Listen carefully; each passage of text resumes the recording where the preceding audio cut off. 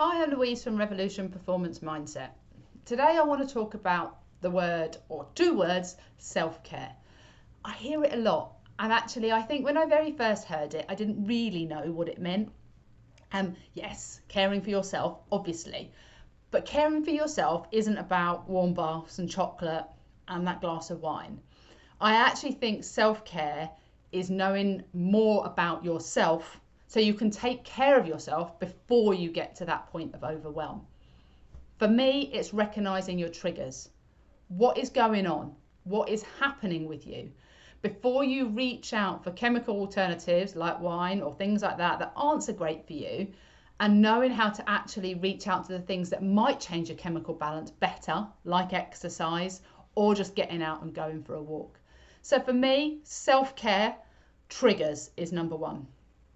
The second part about self-care is actually learning to say no. I think so many of us take on so much, and some of us, and me included a long while ago, didn't really know how to say no. How to say, I don't have time to do that. So you need to find a way to say no. And often what I would say is, I don't have time to do that today, but I could come back to you Friday. Or I can't go out this weekend because actually I just really need to rest. But knowing that that is okay. So number two is about saying no.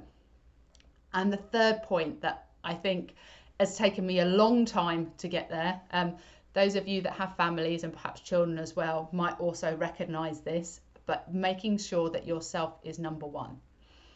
Being number one and learning to prioritize yourself to start with can feel very selfish. I felt very guilty about putting myself first. But you cannot look after other people if you are worn down, exhausted, burnt out. It doesn't work. How can you take care of all of those people when your energy is at its lowest point? So number three is prioritizing yourself and not feeling guilty about it. So what is self-care for me? Triggers, saying no, and prioritizing self. And even if you only try just one of those things, that is much better than perhaps the alternatives that you might be doing right now.